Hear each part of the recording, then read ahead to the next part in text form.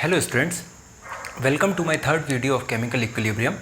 पहले के दो लेक्चर्स में मैं आपको बता चुका हूँ। अपन ने एक लास्ट टाइम एक डेरिवेशन किया था Kp equals to Kc RT raise to the power delta Ng। ठीक है, Kp होता है equilibrium constant in terms of partial pressure and Kc होता है equilibrium constant in terms of concentrations of the reaction.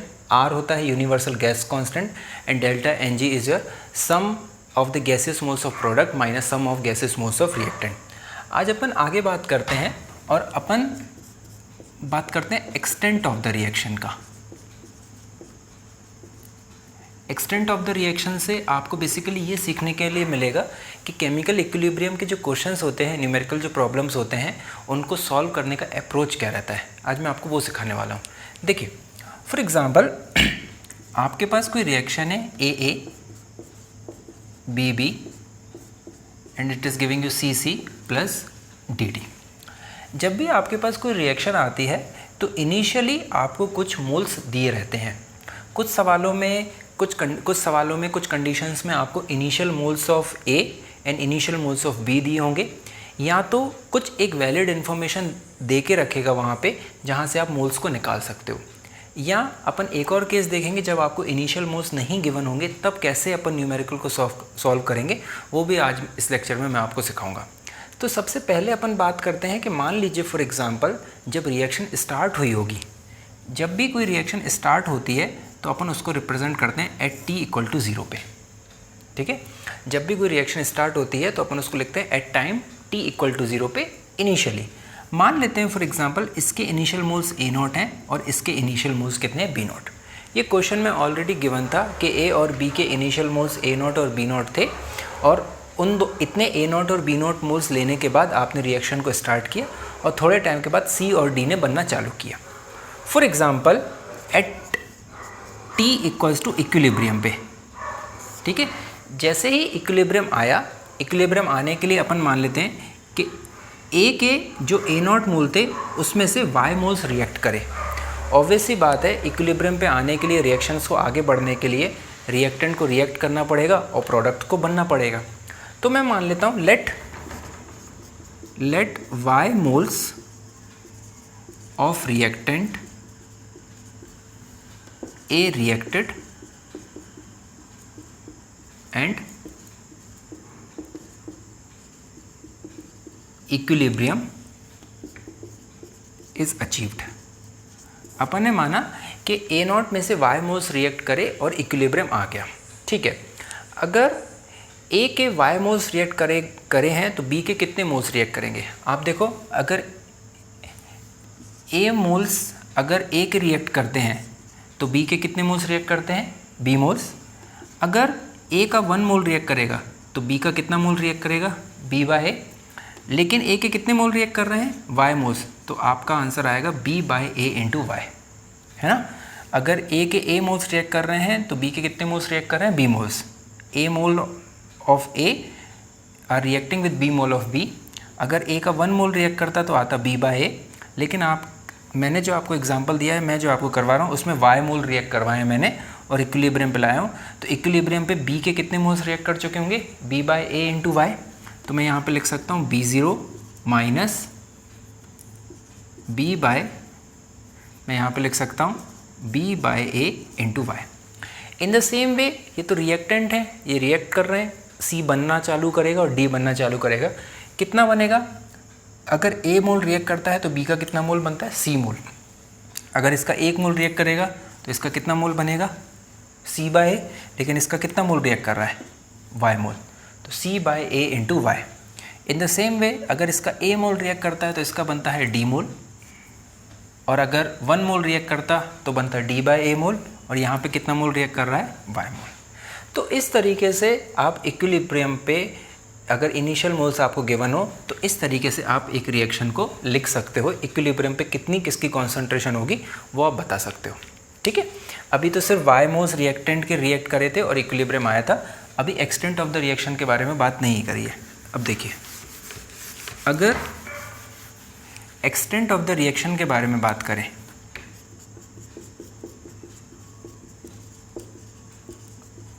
Extent of the reaction, इसको for example मैं x से represent करता हूँ। इसका डेफिनेशन होती है नंबर ऑफ मोल्स रिएक्टेड या फिर formed, number of moles reacted या फिर फॉर्म्ड अपॉन उसका स्टोइकोमेट्रिक कोफिशिएंट। स्टोइकोमेट्रिक कोफिशिएंट ये होते हैं, स्टोइकोमेट्रिक कोफिशिएंट जितने मोल्स होते हैं वो स्टोइकोमेट्रिक कोफिशिएंट होते हैं। फॉर एग्जांपल अगर मैं x निकालना चाहता हूँ a के रेस्पेक्ट में, तो a के कितने मोल्स रिएक्ट करे गए हैं, नंबर ऑफ मोल्स a के कितने रिएक्ट करे गए हैं y, और कितने मोल्स स्टोइकोमेट्री कितनी थी उसकी a। ठीक है। इन द सेम वे अगर b के रेस्पेक्ट में मेरे को निकालना है तो नंबर ऑफ मोल्स रिएक्टेड कितने हैं मेरे पास, b के कितने मोल्स रिएक्ट करे गए हैं b/a इंटू वाई, और इसके इनिशियल मोल्स मेरे पास कितने थे, सॉरी इसकी स्टोइकोमेट्री कितनी है मेरे पास b। अगर c के रिस्पेक्ट में मैं बात करूं तो कितने मोल्स फॉर्म हुए हैं यहाँ पे c/a इंटू वाई, उसकी स्टोइकोमेट्री कितनी है c। d के अगर मैं बात करूं तो d है मेरे पास d/a इंटू वाई अपॉन उसकी स्टोइकोमेट्री कितनी है d। अब यहाँ से जब आप इसको सॉल्व करेंगे तो x की वैल्यू आएगी आपके पास y/a, यहाँ से आप इसको लिख सकते हैं b/a into Y into b, तो b से b कैंसिल हो जाएगा। Similarly c/a into Y into c, और similarly d/a into Y upon d। तो जब यहाँ से आप x की वैल्यू को कैलकुलेट करेंगे, मैं यहाँ लिख दे रहा हूँ, जब आप यहाँ से x की वैल्यू किसी के भी रिस्पेक्ट में निकालते हैं y/a, यहाँ से भी y/a, यहाँ से भी y/a, यहाँ से भी y/a, तो कहने का मतलब ये है कि अगर आप कहीं से भी, चाहे आप a के रिस्पेक्ट में एक्सटेंट ऑफ द रिएक्शन निकालें, कितने मोल्स रिएक्ट करें और अपन उसके स्टोइकोमेट्री का अगर रेशियो निकालते हैं, तो चाहे आप a के रिस्पेक्ट में निकालें, b के रिस्पेक्ट में निकालें, c के रिस्पेक्ट में निकालें या d के रिस्पेक्ट में निकालें, वो चारों वैल्यू सेम आएंगी। ये ऑब्वियस बात है, क्योंकि जितने मोल्स a के रिएक्ट करेंगे उतने ही मोल्स उसी रेशियो में, उसी प्रोपोर्शन में b के मोल्स रिएक्ट करेंगे, और जब ये दोनों रिएक्ट करेंगे तो उसी प्रोपोर्शन में c और d के मोल्स उसी प्रोपोर्शन में बनेंगे, क्योंकि law of conservation of mass हमेशा होल्ड करवाना पड़ता है, हमेशा होल्ड होता है that atoms can neither be created nor be destroyed. अब देखिए बेटा, यहाँ से अगर अपन y की वैल्यू कैलकुलेट करते हैं तो y की वैल्यू कितनी आती है, ax आती है। इस y की वैल्यू ax को मैं यहाँ बिठा देता हूँ। ठीक है, जैसे ही मैं y की वैल्यू ax को यहाँ पर बिठाता हूँ मैं, तो मेरे पास बेटा देखो क्या रिएक्शन बन के आएगी। y की वैल्यू को ax को यहाँ पे बिठाओ बेटा, तो हो जाएगा a0 minus ax, b0 minus bx, यहाँ पे हो जाएगा cx और यहाँ पे हो जाएगा dx। तो ये तरीका रहता है आपको केमिकल इक्विलिब्रियम के न्यूमेरिकल्स को सॉल्व करने के लिए। आपको जितने मोल्स इनिशियली, हर बार आपको इतना सब करने की ज़रूरत नहीं है, आप डायरेक्टली अगर आपको इनिशियल मोल्स पता है ना, इतना सब एक्सटेंट ऑफ द रिएक्शन निकालने की कोई ज़रूरत नहीं है आपको अगर इनिशियल मोल्स पता है, जैसे इनिशियल मोल्स यहाँ पे कितने था a0, यहाँ पे जो भी स्टोइकोमेट्री है वो यहाँ पे आप उसका क्या करवा दो, कम करवा दो। इनिशियल मोल्स में से उतना स्टोइकोमेट्री इंटू x, आप x ले सकते हो, आप y ले सकते हो, आप z ले सकते हो, वेरिएबल आप कुछ भी ले सकते हो। a0 में से ax कम करवा दो, b0 में से bx कम करवा दो, और यहाँ पे उतने ही मोल्स बना दो। स्टोइकोमेट्री कितनी है c, तो यहाँ पे cx, और यहाँ पे इसकी स्टोइकोमेट्री कितनी है d, तो यहाँ पे dx। ठीक है। फॉर एग्जांपल मेरे पास N2 plus thrice of H2 is giving you twice of NH3। मान लेते हैं इसके इनिशियल मोल्स कितने हैं 5, इसके इनिशियल मोल्स कितने हैं 3, और इसके मोल्स कितने हैं 0 at time t equal to 0 पे। अगर मेरे को इक्विलिब्रियम पे इस रिएक्शन को लिखना है इन terms of extent of the reaction, तो मैं लिखूंगा 5, इसकी स्टोइकोमेट्री कितनी है 1, 5 माइनस x, यहाँ पे मैं लिखूंगा 3, क्योंकि रिएक्टेंट है तो माइनस होगा, क्योंकि रिएक्टेंट कंज्यूम होगा तभी प्रोडक्ट बनेगा, 3 माइनस 3x, और यहाँ पे मैं लिखूंगा इसकी स्टोइकोमेट्री कितनी है 2, तो यहाँ पे मैं लिखूंगा 2x। तो इस तरीके से आप डायरेक्टली अपना एक्सटेंट ऑफ द रिएक्शंस के टर्म्स में रिएक्शन को लिख सकते हो। जो मैंने आपको डेरिवेशन बताया उतना करने की आपको ज़रूरत नहीं है। एक और मैं बता देता हूँ आपको, जैसे PCl5 is giving you PCl3 plus Cl2। मान लेते हैं इसके इनिशियल मोल्स कितने हैं 5, ये 0 और ये 0। ये 0 0 इसलिए लिए जाते हैं क्योंकि प्रोडक्ट ने अभी स्टार्ट नहीं किया है बनना, और थोड़ी देर बाद बनना चालू होगा। इसका एक्सटेंट ऑफ द रिएक्शन लिखते हैं at time t equal to 0 पे and t equal to equilibrium पे, ये हो जाएगा। इसकी स्टाइकोमेट्री है 1, तो 5 माइनस एक्स, ये x और ये x। इस टाइप से आपके केमिकल इक्विलिब्रियम के न्यूमेरिकल्स को करने के लिए, केमिकल और आयनिक इक्विलिब्रियम के क्वेश्चंस करने के लिए सबसे पहले आपको ये एक्सटेंट ऑफ द रिएक्शंस के टर्म्स में क्वेश्चन को लिखने आना चाहिए आपको। ठीक है बेटा, देखो अब अपन आगे बात करते हैं इसमें होमोजीनियस इक्विलिब्रियम के बारे में और हेट्रोजीनियस इक्विलिब्रियम के बारे में, है ना। Homogeneous equilibrium and heterogeneous equilibrium. तो होमोजीनियस इक्विलिब्रियम क्या होता है? Homogeneous equilibrium if all the reactant and product are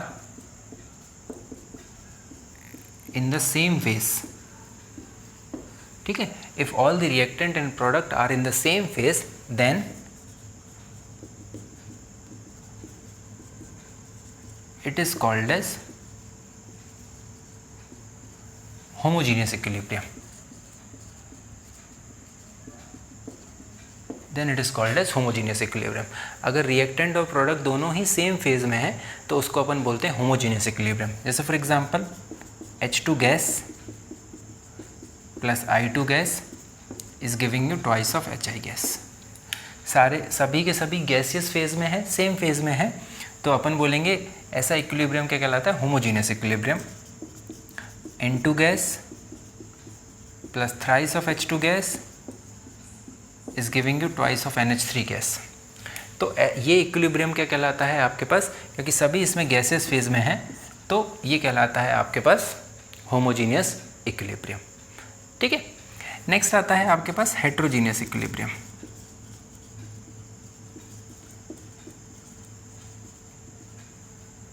next आता है आपके पास heterogeneous equilibrium. Heterogeneous equilibrium just homogeneous का opposite. If any one of the reactant और product, if any one of the reactant or product are not in the same phase,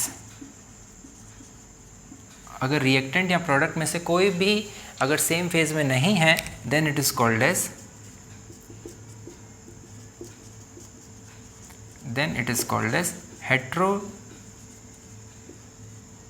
heterogeneous equilibrium. Then it is called as heterogeneous equilibrium. For example, CaCO3 solid is giving you CaO solid plus CO2 gas. ये calcium carbonate आपको पता है, calcium carbonate को जब एक close container के अंदर रख के हीट किया जाएगा तो calcium oxide and CO2 gas वहाँ से क्या हो जाएगी? रिलीज हो जाएगी, और ये दोनों वापस से कंबाइन होके पीछे आ सकते हैं। लेकिन यहाँ पे CaCO3 सॉलिड फेज में है, CaO भी सॉलिड फेज में है, लेकिन CO2 किस में? गैसेस फेज में। इसीलिए ये कहलाता है आपके पास हेट्रोजीनियस इक्विलिब्रियम, है ना। अब देखो बेटा, अब क्या होता है कि इक्विलिब्रियम को अचीव करने के लिए आपके पास कंटेनर को क्या होना चाहिए? क्लोज होना चाहिए। जैसे अभी अपन ने CaCO3 वाला एग्जांपल लिया था, अगर कंटेनर ओपन रहेगा तो CO2 गैस वहाँ से रिलीज़ हो जाएगी, तो CO2 गैस जब रिलीज़ हो जाएगी तो CaO के साथ, कैल्शियम ऑक्साइड के साथ कंबाइन कौन करेगा? तो रिएक्शन पीछे नहीं आ पाएगी।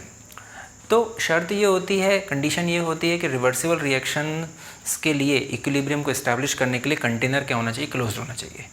ओपन कंटेनर के अंदर इक्विलिब्रियम नहीं आ सकता। एक ही कंडीशन है ओपन कंटेनर में इक्विलिब्रियम लाने के लिए कि जो प्रोडक्ट बन रहा है या जो रिएक्टेंट है वो गैसेस फेज में नहीं होना चाहिए। अगर सभी के सभी एक्वस फेज में है तो ओपन कंटेनर के अंदर भी इक्विलिब्रियम लाया जा सकता है, लेकिन अगर रिएक्टेंट और प्रोडक्ट में से कोई एक चीज़ अगर गैस है तो इक्विलिब्रियम हमेशा क्लोज कंटेनर के अंदर ही आएगा। ओपन कंटेनर में आप करवाओगे तो गैसेस बाहर हो जाएंगी, रिएक्शन पीछे नहीं आ पाएगी और इक्विलिब्रियम ऑब्टेन नहीं हो पाएगा। तो जो कंटेनर होता है ना, जो अपने पास क्लोज्ड वेसल होता है वो दो टाइप का होता है। एक होता है कांस्टेंट प्रेशर का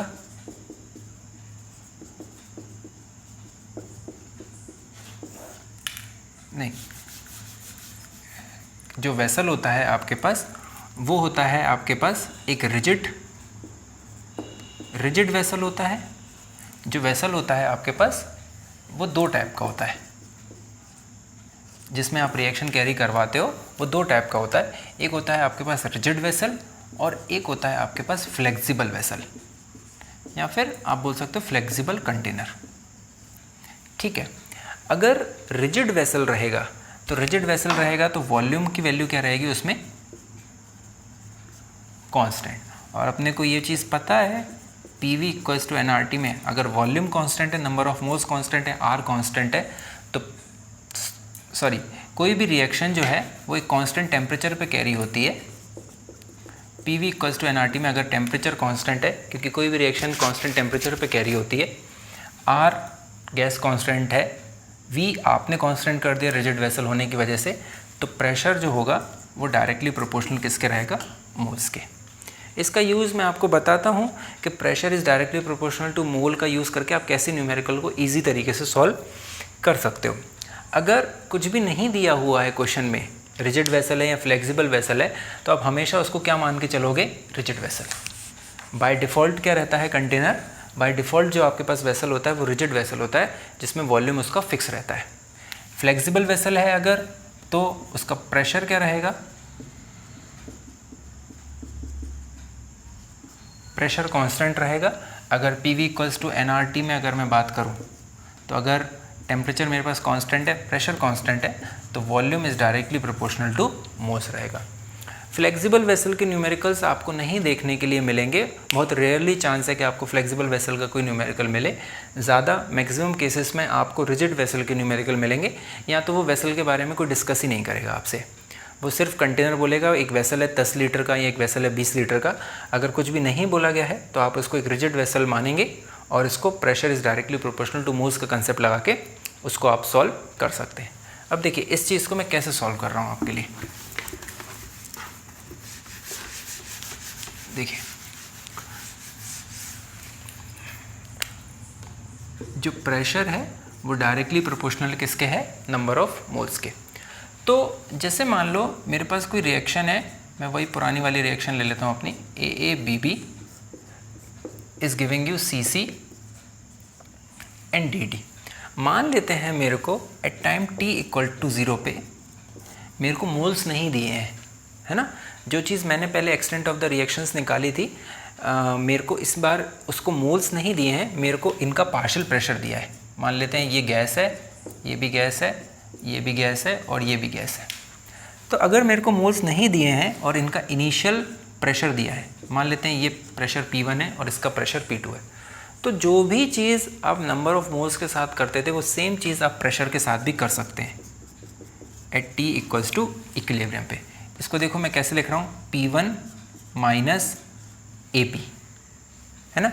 P यहाँ पे स्मॉल p मेरे पास क्या है, extent of reaction, extent of reaction in terms of pressure. Numerical को सॉल्व करने का ये भी एक तरीका होता है, क्योंकि pressure is directly proportional two moles रहता है। कभी आपको उसने इनिशियल मोल्स की जगह आपको क्वेश्चन ने इनिशियल प्रेशर दे दिया, तो भी आप इस न्यूमेरिकल को सॉल्व कर सकते हैं। P1 माइनस मैंने आपको बताया स्टोइकियोमेट्री इनटू जो भी एक्सटेंट ऑफ द रिएक्शन, आप कुछ भी वेरिएबल ले सकते हैं, P, X, Y, Z whatever. इधर पे P2 minus B into P, यहाँ पे कितना आ जाएगा आपके पास CP और यहाँ पे कितना आ जाएगा आपके पास DP। तो इस तरीके से आप प्रेशर के टर्म्स में भी किसी भी रिएक्शन को सॉल्व कर सकते हैं। दूसरा एग्जांपल देखते हैं अपन, जैसे for example N2 plus thrice of H2 is giving you twice of NH3। इस रिएक्शन के लिए मान लेते हैं अपने को Kp कैलकुलेट करना है, तो Kp कैलकुलेट करने के लिए आपको पार्शियल प्रेशर की ज़रूरत पड़ेगी। तो जब पार्शियल प्रेशर की ज़रूरत पड़ेगी, आपको मान लेते हैं एट T इक्वल टू 0 पे आपको इसके इनिशियल मोल्स दिए हैं फॉर एग्जांपल 1 मोल और इसके इनिशियल मोल्स आपको दिए हैं 3 मोल्स। ये तो आपको मोल्स दिए हुए हैं और आपसे पूछा जा रहा है Kp। Kp के लिए आपको जो एक्सप्रेशन लिखना रहता है, Kp का जो एक्सप्रेशन होता है वो होता है पार्शियल प्रेशर ऑफ NH3 का whole square, partial pressure of N2, partial pressure of H2 का क्यूब। तो यहाँ पे आपको सॉल्व करने के लिए, Kp कैलकुलेट करने के लिए यहाँ पे आपको पार्शियल प्रेशर चाहिए, आपको मोल्स नहीं चाहिए। तो क्योंकि मेरे को पता है प्रेशर और मोल्स में डायरेक्ट रिलेशन है, तो मैं यहाँ पे एट टाइम t = 0 पे 1 की जगह मैं प्रेशर ले सकता हूँ P0 फॉर एग्जांपल, और यहाँ पे मैं ले सकता हूँ 3P0। मैं जब इक्विलिब्रियम पे आऊँगा तो वही तरीका मेरा लिखने का, मैं इसको लिख सकता हूँ P0 में से P कम हो गया, 3P0 में से 3P कम हो गया, और यहाँ पे कितना बन गया मेरे पास 2P बन गया। तो ये इनके इक्विलिब्रियम्स पे प्रेशर आ गए, कुछ डेटा दिया रहेगा वहाँ पे, तो आप ये P की वैल्यू वहाँ से कैलकुलेट कर सकते हैं। उस P की वैल्यू को कैलकुलेट करने के बाद आप यहाँ पे उसको बिठा के अपना पार्शियल प्रेशर कैलकुलेट कर सकते हैं, है ना। नेक्स्ट अपन बात करते हैं न्यूमेरिकल्स के बारे में कि न्यूमेरिकल किस टाइप का आता है। उससे पहले मैं एक छोटा सा आपको टर्म बता देता हूँ, डिग्री ऑफ डिसोसिएशन। वो भी काफ़ी इम्पोर्टेंट टर्म है आपके लिए, डिग्री ऑफ डिसोसिएशन, है ना।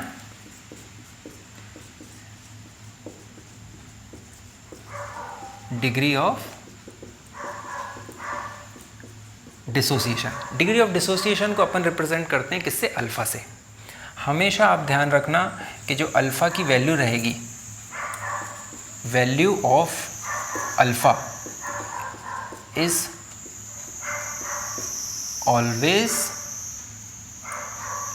Always between 0 to 1। कभी भी अल्फ़ा की वैल्यू 0 से छोटी नहीं हो सकती और कभी भी अल्फ़ा की वैल्यू 1 से ज़्यादा नहीं हो सकती। किसी भी चीज़ के बारे में, किसी भी सॉल्ट के बारे में, किसी एसिड या किसी बेस के बारे में बात करी जाए तो अल्फ़ा की वैल्यू कभी भी 1 से ज़्यादा नहीं जा सकती और 0 से कम नहीं हो सकती। अल्फ़ा बेसिकली रहता है डिग्री ऑफ डिसोसिएशन ना। अभी अपन बात करते हैं डिग्री ऑफ डिसोसिएशन का एग्जैक्ट मीनिंग क्या होता है, लेकिन अभी आपको ये चीज़ दिमाग में रखना है कि अल्फ़ा की वैल्यू कभी भी 1 से ज़्यादा नहीं आ सकती और 0 से कम नहीं आ सकती। दूसरी बात, it is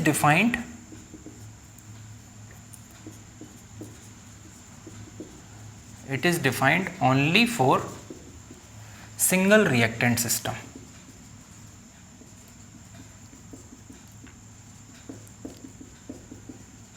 single reactant system मतलब फॉर एग्जांपल आपके पास है AA is giving you BB plus CC। ये सिर्फ सिंगल रिएक्टेंट सिस्टम के लिए ही डिफाइंड होता है, कभी भी रिएक्टेंट 2 होंगे तो अल्फ़ा डिफाइन नहीं कर सकते।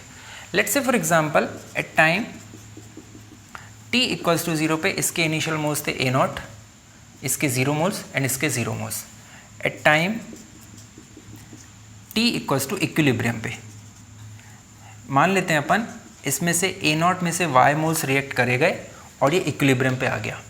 जब इसके Y मोल्स रिएक्ट करे गए हैं तो इसके कितने मोल्स होंगे, A के लिए B मोल्स, तो 1 मोल के लिए B/A मोल्स, और क्योंकि Y मोल रिएक्ट करे हैं तो B/A × Y।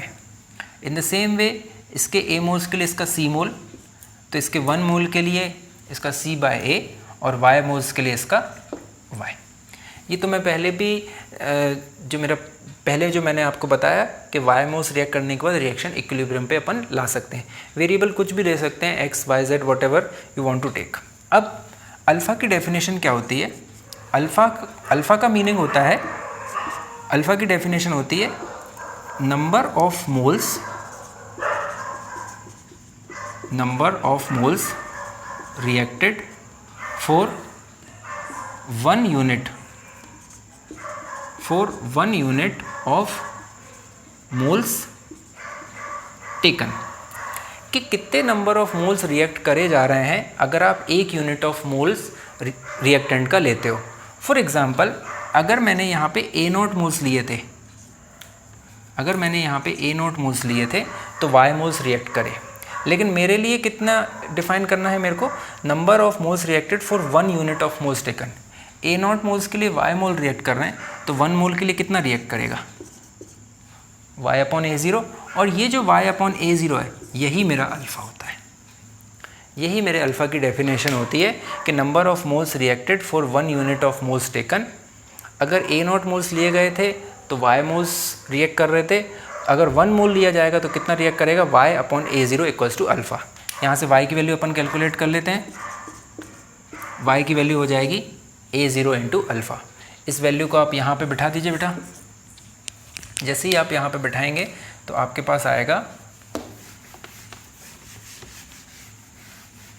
जैसे ही आप यहाँ पे बैठाएंगे तो आपके पास आएगा A0 minus A0 alpha B by A into A0 alpha and C by A into A0 alpha.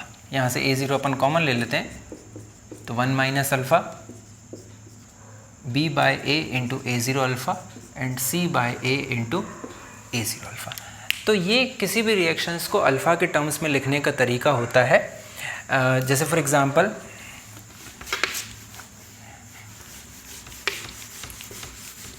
Example आपके पास कोई रिएक्शन है, twice of NH3 is giving you N2 plus thrice of H2। Let's say for example at time t equal to 0 पे इसके 10 moles हैं, इसके 0, इसके 0। अपन इसका extent of the reactions के टर्म्स में लिखते हैं 10 माइनस 2x, ये हो जाएगा x और ये हो जाएगा 3x। अब अल्फ़ा कैलकुलेट करते हैं। देखिए अल्फ़ा निकालने का जो सिस्टमेटिक तरीका है वो मैंने आपको बताया। अल्फ़ा निकालने का तरीका होता है, जब 10 मोल्स लिए गए थे तो कितने मोल्स रिएक्ट कर रहे थे, 2x। जब 1 मोल लिया जाएगा तो कितना रिएक्ट करेगा, 2x अपॉन 10। तो यहाँ से वैल्यू कितनी आ गई, x अपॉन 5, और यही वैल्यू क्या होती है, अल्फ़ा। तो x की वैल्यू यहाँ से कितनी आ जाएगी, 5 अल्फ़ा। इसको यहाँ बिठाइए, 10 माइनस 2 इंटू 5 अल्फ़ा, यहाँ पे भी 5 अल्फ़ा और यहाँ पे कितना हो जाएगा, 15 अल्फ़ा। तो ये हो जाएगा आपके पास 10 माइनस 10 अल्फ़ा, ये 5 अल्फ़ा और ये 15 अल्फ़ा। यहाँ से 10 कॉमन लेते हैं तो 1 माइनस अल्फ़ा, 5 अल्फ़ा और ये 15 अल्फ़ा। तो ये अल्फ़ा के टर्म्स में लिखने का तरीका रहता है। और डायरेक्टली अगर आप चाहें तो अल्फ़ा को डायरेक्टली भी कैलकुलेट करा जा सकता है। देखिए जब भी आपके पास कोई रिएक्शन दी हो, इनिशियल मोल्स आपको दिए हो या फिर इनिशियल प्रेशर दिया हो, जिस भी कंडीशन में आपका न्यूमेरिकल है, at time t equal to equilibrium पे आपने रिएक्शन को ले लिया, तो अल्फ़ा होता है आपके पास यहाँ पे जितने मोल्स आपने रिएक्ट करवाए हैं to achieve the equilibrium. For example मैंने यहाँ पे 2x मोल्स रिएक्ट करवाए हैं टू अचीव द इक्विलिब्रियम। तो 2x को आप इनिशियल मोल्स के साथ क्या कर दीजिए, रिएक्ट कर दीजिए। मतलब इधर पे देखा जाए तो जितने मोल्स आपने रिएक्ट करवाए हैं to achieve the equilibrium 2x upon 10। तो यहाँ से अल्फ़ा की वैल्यू आ जाएगी आपके पास x बाई 5, तो x की वैल्यू आ जाएगी 5 अल्फ़ा। 5 अल्फ़ा आने के बाद आप डायरेक्टली यहीं से लिख सकते हैं। अगर मेरे को अल्फ़ा के टर्म्स में एक्सटेंट ऑफ द रिएक्शन लिखना है, अल्फ़ा के टर्म्स में मेरे को एक्सटेंट ऑफ द रिएक्शन लिखना है, तो मैं लिखूँगा 10 माइनस जितने मोल्स यहाँ पे थे 10 माइनस 10 अल्फ़ा, यहाँ पे कितना आएगा मेरे पास 5 अल्फ़ा और यहाँ पे कितना आएगा 15 अल्फ़ा। तो ये तरीका रहता है अल्फ़ा को डायरेक्ट कैलकुलेट करके यहाँ पे बिठाने का। अल्फ़ा होता है डिग्री ऑफ डिसोसिएशन, जिसकी वैल्यू कभी भी 1 से ज़्यादा या फिर 0 से कम नहीं आ सकती। ठीक है बच्चों, आई होप आपको ये वाला वीडियो आपको समझ में आया होगा। नेक्स्ट जो वीडियो रहेगा आपके लिए, नेक्स्ट जो लेक्चर रहेगा, उसमें अपन ने जो भी आज कंसेप्ट सीखा है उस पर अपन न्यूमेरिकल प्रैक्टिस करेंगे कि किस तरीके से न्यूमेरिकल में डेटा दिया होता है और क्या वैल्यूज़ वो अपने से कैलकुलेट करवाते हैं और किस तरीके से अपन न्यूमेरिकली अप्रोच इस चैप्टर में, इस टॉपिक में अपन कर सकते हैं। तब तक के लिए good night, thank you for watching my video.